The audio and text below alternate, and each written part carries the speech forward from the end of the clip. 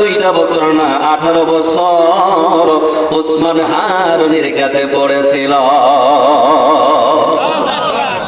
এইখানে মাইনুদ্দিন আজমেরি, আমরা তো বহু অলি মানি, জটা মাটা জটা দেখলেই পাগল হয়ে যায়, ঠিক না? ন্যাংটা হলে মারারও বেশি, ঠিক না?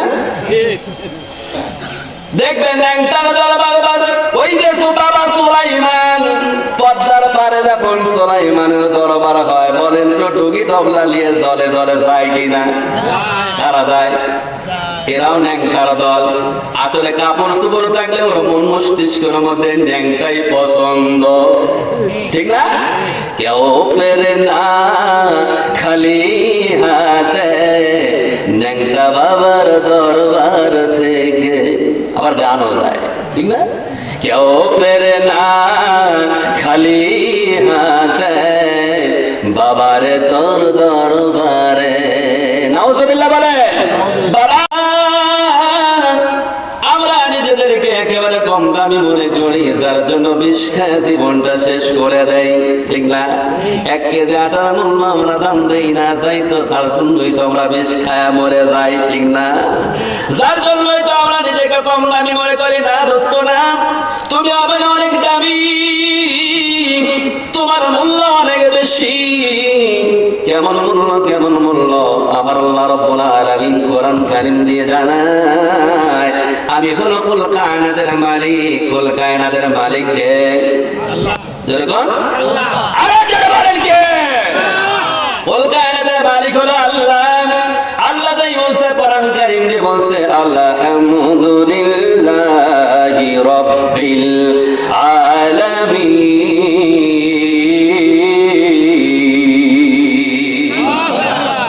কোরআনের আয়াত শুনলে দিল থেকে খুশির সাথে বলতে হবে আল্লাহু আকবার। দোস্ত মুমিন, আমার আল্লাহ তাআলা বললেন, আমি হলো সমস্ত আলমের মালিক। মারহাবা কোন? আলম কত বলো, জাহান কত বলো? কয়টা? আলম এবং জাহান। এই আয়াত থেকে তাফসীর করা হয়েছে, এই জাহান আল্লাহ তাআলা বানাইছে হলো 80টা। কয়টা বানাইছে? যেরকম এই দুনিয়া নামের একটা জগৎ, এটাকে বলা হয় আলমে, আলমে দুনিয়া, আলমে জাহান, ঠিক না বলেন? এটা একটা জগৎ। 80টা জগতের মধ্যে সবচেয়ে ছোট জগৎ হলো দুনিয়া। মারহাবা বল না? ছোট না বড়? বলেন। এই ছোট্ট দুনিয়ায় তুমি বসবাস করে, এই জায়গায় তোমার হায়াত দিছে, বডি দিছে, শক্তি দিছে, তাই তুমি রবের উপর বৃদ্ধাঙ্গুলি দেখাও। অথচ আল্লাহ বলছে 80টা জগতের মধ্যে সবচেয়ে নিম্নমানের, সবচেয়ে নিকৃষ্ট, সবচেয়ে কম দামি এবং সবচেয়ে ছোট জায়গা হলো দুনিয়া। মারহাবা। বিশ্বাস হয় কি হয় না? যেরকম কেমন তাহলে দুনিয়ার পরিমাণটা দেখি, তাহলে আমরা মূল্যায়ন করা বুঝবো আসলে হুজুর যেটা বকবাস করতেছে আসলে সত্য না মিথ্যা। প্রমাণ দেয় একটু, তাহলে বসে আসবে। আল্লাহু আকবার কর।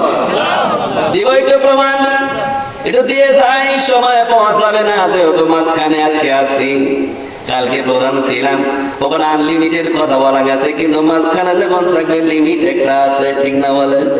হ্যাঁ, তাহলে বলে দেই, এই যে দুনিয়াটা সবচেয়ে ছোট, কেমন ছোট, কেমন ছোট। আমরা তো বিশাল মনে করি, খাও দাও ফুর্তি করো, দুনিয়াটা মস্ত বড়, ঠিক না বলে? এরকম স্লোগান আছে না নাই? আছে। খাও দাও ফুর্তি করো, দুনিয়াটা মস্ত বড়। কত মস্ত বড়? সব জগতের চাইতে একেবারে নগণ্য, দেখাই যায় না। 80টা জগতের মধ্যে দুনিয়া কোথায়? যেমন করে বাংলাদেশকে খুঁজে পাওয়া যায় না বিশ্ব মানচিত্রের মধ্যে, ঠিক না? বিশ্ব মানচিত্রের মধ্যে, দুনিয়ার মধ্যে বাংলাদেশকে খুঁজেই পাওয়া যায় না, ঠিক না বলেন? হ্যাঁ, অথচ এই বাংলাদেশের কত মাতব্বর আছে, আল্লাহ সাইজে যায়। নাউজুবিল্লাহ, নাউজুবিল্লাহ কয় লাগে ওরা। বলে আল্লাহর আইন শরীয়ত মানি না, ইসলাম আমরা মানি না। বলে কি বলে না? ইসলামটা কার? জোরে কথা কেন? আরো জোরে, আরো জোরে। আল্লাহর জগতে বসবাস করে, আল্লাহর সৃষ্টি হয়ে আল্লাহর দিনকে তুমি বিদ্যাঙ্গুলি দেখালা, তোমার সেইতে কোলাঙ্গার পৃথিবীতে আর একটাও নাই। ঠিক আছে বলেন? যার কাম তারপর আর তারপরেই তুমি মাতব বাড়ি দেখাও, মুনাফিক। ঠিক না বলেন? জোরে কান। আমাদের খাওয়ায় কে? জোরে কান। পড়ায় কে? বাঁচিয়ে রাখছে কে? চলাফেরা করায় কে? তাহলে মাতব বাড়ি কার উপরে? আবার আল্লাহর উপরেই মাতব বাড়ি করে। ঠিক না বলে? হ্যাঁ, আল্লাহর কাও, আল্লাহর বড়, আল্লাহর জমিনে থেকে তুমি মাতব বাড়ি দেখাও। আমার আল্লাহ রাব্বুল আলামিন যদি রাগ করে ফেলে, কদম ফেলছে যদি আল্লাহ বলে জমিন রে আমার কাউকে লাগবে না, ওর কদম আর সামনে দিকে আমি দেখতে চাই না, ওরে বেড়ে দে। ঠিক না বলে? আল্লাহ পারে কি পারে না? মাতব বাড়ি করো কোথায় গিয়া তুমি? ঠিক না বলে? মাতব বাড়ি দেখাও। আবার আল্লাহ যদি বলে কোন ফেরেশতা রাখবে না, জমিন আটকায় দাও, আটকেবে না? আটকেবে না? আটকেছিল একটা জায়গায়, মনে পড়ে গেছে একটা ঘটনার কথা বলবো। বলি? একটা ওলির ঘটনা আমার মনে পড়ে গেছে। আজ থেকে বহু বছর আগে একজন আল্লাহর প্রিয় বান্দা ছিল, তার নাম হলো খাজা মুঈনুদ্দিন আজমিরি। আল্লাহু আকবার। নাম শুনছেন? জগৎ বিখ্যাত বিশাল বড় আলেম, মুহাদ্দিস। এরপর আল্লাহ তাআলার সান্নিধ্যে পাওয়ার জন্য একটা দুইটা বছর না, 18 বছর ওসমান হারুনির কাছে পড়েছিল। এই খাজা মুঈনুদ্দিন আজমিরি, আমরা তো বহু ওলি মানি, জটা মাটা জটা দেখলেই পাগল হয়ে যায়। ঠিক না? ন্যাংটা হলে মারারও বেশি। ঠিক না? দেখবেন ন্যাংটার দরবার, ওই যে সুতাবা সুলাইমান, পদ্মার পারে যখন সুলাইমানের দরবার হয়, বলেন তো টুকি তবলা নিয়ে দলে দলে যায় কিনা? কারা যায়? এরাও ন্যাংটার দল। আসলে কাপড় চোপড় থাকলে ওর মন মস্তিষ্কের মধ্যে ন্যাংটাই পছন্দ। ঠিক না? কেউ ফেরে না খালি হাতে ন্যাংটা বাবার দরবার থেকে। আবার গানও যায়। ঠিক না? কেউ ফেরে না খালি হাতে বাবারে তোর দরবারে। নাউজুবিল্লাহ বলে। বাবার দরবার থেকে কি আরে গাদারে মদারে আর নষ্টামি। ঠিক না বলেন? আর কিছু আছে? ধরে গান আছে? ওখানে আর কিছু আছে? গাদা মাদি গুলো ছাড়া আর অন্য কিছু নাই। নারিঙ্গে সারিঙ্গে টুকি তবলা নিয়ে মাতাল হয়ে বাড়িতে ফেরে। উল্টায় বলতে হবে কেউ ফেরে না খালি হাতে মাওলারে তোর দরবারে। চাইলে বান্দা রয় না কাঙ্গাল, চাইলে বান্দা রয় না কাঙ্গাল মাওলারে তোর দরবারে। কেউ ফেরে না খালি হাতে মাওলারে তোর দরবারে। আল্লাহু আকবার।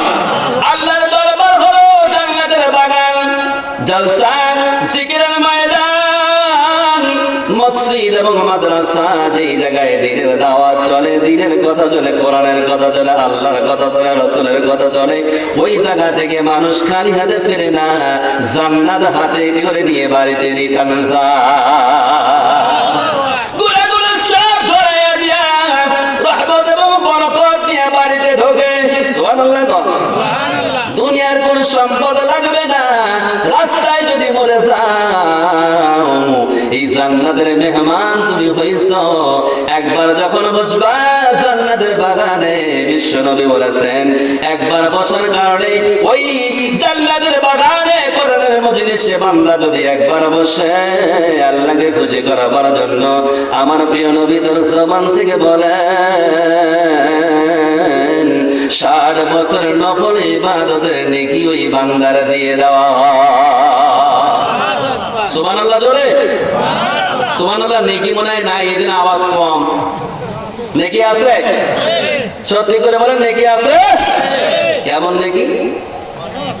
60 বছর নফল করবে। নফল ইবাদতে বললাম একবার বসলেই হবে। সুবহানাল্লাহ। যত জায়গায় চেঞ্জ করে করে তুমি বলবা, প্রতিটা জায়গায় বসার কারণে 60 বছরের নফল ইবাদত হবে। সুবহানাল্লাহ। ও বান্দা, তুমি যদি বসার পরে কোরআনের আয়াত শুনে এবং আল্লাহ তাআলার প্রশংসা শুনে যখন সুবহানাল্লাহ পড়বা, তোমাকে আমি কেমন নেকি দেই, কেমন নেকি দেই, আমার কত দয়া। সুবহানাল্লাহ। আমার কত মায়া, আমি 100% মায়া আছে আমার কাছে। একবারে থেকে মায়া আমি 18,000 মাখলুকাতের মধ্যে বন্টন করেছি। তাই তো দেখো তোমরা টিভির মধ্যে একটা হরিণের বাচ্চা সিংহবাগ যখন ধাওয়া দেয়, ওই হরিণকেও খাইতে পারে, বাচ্চাকেও খাইতে পারে। মা তখন দরদ দিয়ে জীবনের মায়া করে না, বাচ্চার জন্য দাঁড়িয়ে থাকে।